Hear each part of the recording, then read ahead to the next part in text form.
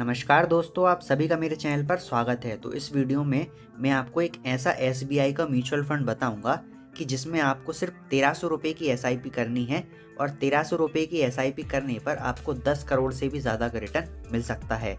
यानी कि आपको हर महीने 1300 रुपये जमा करने होंगे 10 करोड़ से ज़्यादा के रिटर्न के लिए।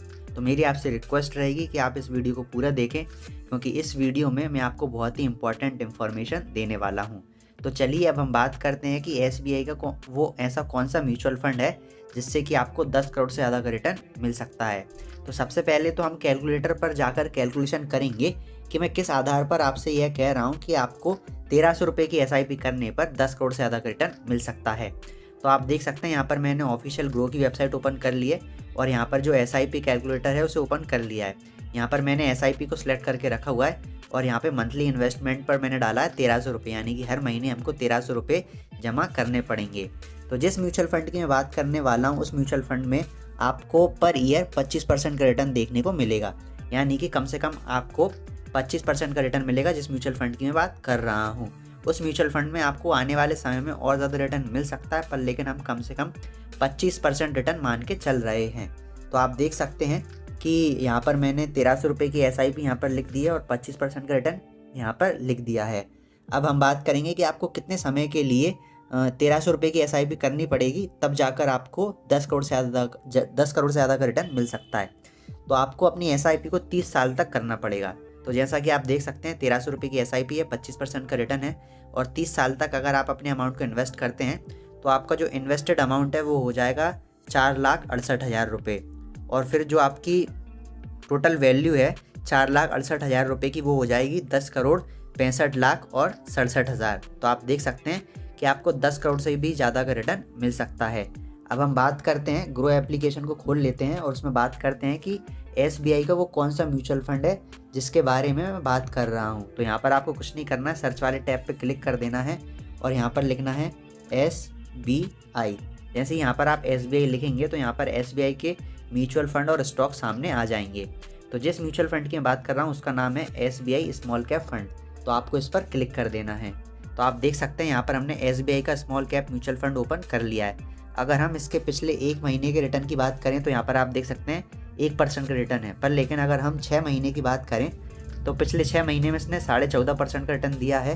पर लेकिन हम लॉन्ग टर्म रिटर्न की बात करेंगे कि लंबे समय में इस म्यूचुअल फंड ने कितना रिटर्न दिया है। तो अगर एक साल की बात करें तो पिछले एक साल में इस म्यूचुअल फंड ने 33.5% से ज़्यादा का रिटर्न दिया है, जैसा कि आप देख सकते हैं। पर लेकिन हम अब 3 साल का देखेंगे तो आप 3 साल का देख सकते हैं इसने 25% से भी ज़्यादा का रिटर्न दिया है। और अगर हम पिछले 5 साल की बात करें तो इसने 27% का रिटर्न दिया है। और अगर हम ऑल टाइम की बात करें तो ऑल टाइम भी इसने 25% से ज़्यादा का रिटर्न दिया है। तो जैसा कि हमने कैलकुलेशन में देखा था कि हमने 25% के हिसाब से रिटर्न कैलकुलेट किया था और 1300 रुपये की एसआईपी करने पर आपको 25% का रिटर्न मिलेगा। और 30 साल तक अगर आप अपनी एसआईपी को कंटिन्यू रखते हैं तो आपको 10 करोड़ से भी ज़्यादा का रिटर्न मिल सकता है। अब बहुत सारे लोग सोच रहे होंगे कि 10 करोड़ का रिटर्न लेने के लिए हमें 30 साल तक अमाउंट इन्वेस्ट करना पड़ेगा। तो 30 साल तो बहुत ज़्यादा है, पर लेकिन अगर आप 10 करोड़ का रिटर्न लेना चाहते हैं तो आपको 30 साल के लिए ही इन्वेस्ट करके रखना पड़ेगा। अगर आप कम सोच रहे हैं कि कम समय में ज़्यादा अमाउंट मिल जाए तो ऐसा पॉसिबल नहीं है।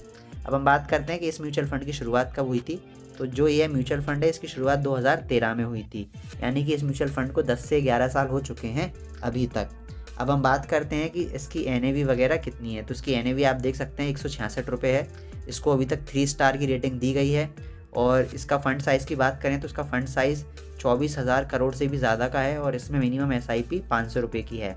पर लेकिन अगर आप 10 करोड़ से ज़्यादा का रिटर्न लेना चाहते हैं तो आपको कम से कम 1300 रुपये की एसआईपी करनी पड़ेगी। जैसा कि आप देख सकते हैं होल्डिंग्स में यहाँ पर 56 लिखा आ रहा है, यानी कि इस म्यूचुअल फंड ने अभी तक 56 कंपनियों में इन्वेस्ट करके रखा हुआ है, जिनकी डिटेल आपको यहाँ पर नज़र हो रही होगी। जैसा कि आप देख सकते हैं कि इस म्यूचुअल फंड ने ब्लू स्टार स्टॉक्स में 4% से भी ज़्यादा पैसे इन्वेस्ट किए हैं। जैसा कि आप नीचे डिटेल देख सकते हैं, यहाँ पर आपको अलग अलग कंपनियाँ शो हो रही होंगी। यह वही कंपनियाँ हैं जिन कंपनियों में इस म्यूचुअल फंड के मैनेजर ने इन्वेस्ट करके रखा हुआ है और यहाँ पर परसेंट दिया गया है कि कितना percent amount in mutual fund में इन्वेस्ट किया गया है। तो आप यहाँ पर सारी लिस्ट देख सकते हैं। वैसे मैं आपको बता दूं कि जो ये लिस्ट है, म्यूचुअल फंड मैनेजर इस लिस्ट को चेंज करता रहता है, क्योंकि समय समय पर वह किसी स्टॉक में से पैसे निकाल लेता है और किसी नई कंपनी में इन्वेस्ट कर देता है। अब हम बात करते हैं एक्सपेंस रेशियो, एग्जिट लोड वगैरह की। तो जैसा कि आप देख सकते हैं, एक्सपेंस रेशियो, एग्जिट लोड और टैक्स वगैरह की इन्फॉर्मेशन दे रखी है। तो आप देख सकते हैं इस म्यूचुअल फंड का जो एक्सपेंस रेशियो है वो है 0.69%।